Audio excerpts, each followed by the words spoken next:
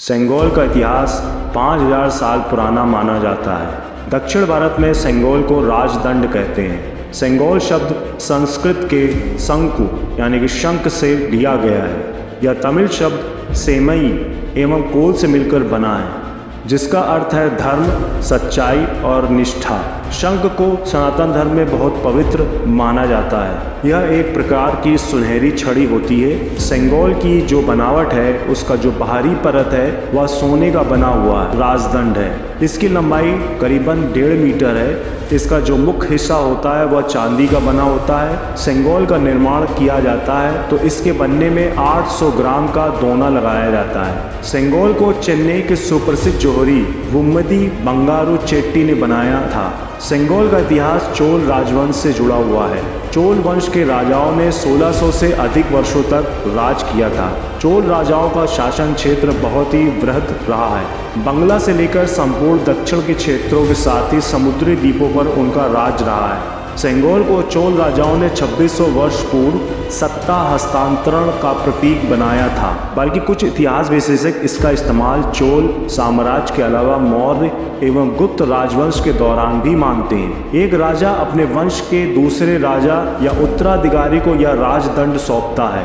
यह दंड राजा को सजा देने का अधिकार देता है, परंतु राजपुरोहित राजा को पलाश दंड से मारता हुआ कहता है कि धर्म दंड्यो असि, यानी राजा को भी धर्म दंडित कर सकता है। सेंगोल के ऊपरी सिरे पर बैठे हुए नंदी की प्रतिमा बनी हुई है। समर्पण के प्रतीक नंदी की प्रतिमा इसका शैव परंपरा से संबंध प्रदर्शित करती है। नंदी भगवान शिव के आगे इसी तरह स्थिर मुद्रा में रहते हैं। जिस तरह उनकी यह स्थिरता शासन के प्रति अडिग होने का प्रतीक मानी जाती है। इस तरह के राजदंड को राजा को सौंपे जाने का प्रमाण महाभारत में भी मिलता है। युधिष्ठिर के राज्याभिषेक के दौरान उन्हें भी इसी तरह की एक छड़ी सौंपी गई थी।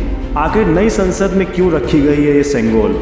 देश की आज़ादी के दौरान भारत के आखिरी वायसराय लॉर्ड माउंटबेटन सत्ता का हस्तांतरण करने के लिए कागजी प्रक्रिया पूरी कर रहे थे। इस दौरान उनके मन में यह सवाल आया कि आखिर भारत की स्वतंत्रता तथा इसकी सत्ता हस्तांतरण का प्रतीक क्या होगा। जवाहरलाल नेहरू जी के पास इस बात का कोई जवाब नहीं था। इसलिए उन्होंने लॉर्ड माउंटबेटन का यह सवाल भारत के पूर्व गवर्नर जनरल श्री चक्रवर्ती राजगोपालाचारी के पास लेकर गए। दक्षिण भारत से संबंध रखने वाले चक्रवर्ती राजगोपालाचारी जी को भारत की सांस्कृतिक और ऐतिहासिक धरोहर का बाखूबी ज्ञान था।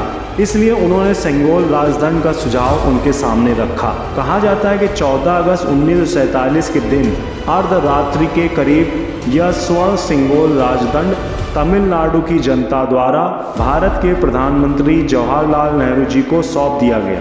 तभी से यह सेंगोल राजदंड भारत की आज़ादी और अंग्रेजों द्वारा भारत की सत्ता हस्तांतरण का प्रतीक बन गया। जवाहरलाल नेहरू जी को सौंपे जाने के बाद से सेंगोल को सभी लोग भूल गए थे। तभी से यह प्रयागराज में नेहरू संग्रहालय में सुरक्षित रखी हुई थी। अब वर्तमान सरकार ने सेंगोल को एक नए संसद भवन में स्थापित किया है। 27 मई 2023 शनिवार को तमिलनाडु से दिल्ली आए अधिनम यानी पुजारी ने प्राइम मिनिस्टर मोदी को मंत्रोच्चारण के बीच सेंगोल सौंपा। प्रधानमंत्री ने सेंगोल को दंडवत प्रणाम किया और हाथ में पवित्र राजदंड लेकर तमिलनाडु के विभिन्न अधिनियमों के पुजारियों का आशीर्वाद लिया। इसके बाद नाद स्वरम की धुनों के बीच प्रधानमंत्री मोदी सेंगोल को नए संसद भवन लेकर गए और इसे लोकसभा कक्ष में अध्यक्ष के आसन के दाईं ओर एक विशेष स्थान पर स्थापित किया। दक्षिण भारत और तमिलनाडु में सेंगोल राजदंड को आज भी सत्ता की शक्ति के साथ निष्पक्ष और न्यायप्रिय शासन का प्रतीक माना जाता है। धन्यवाद।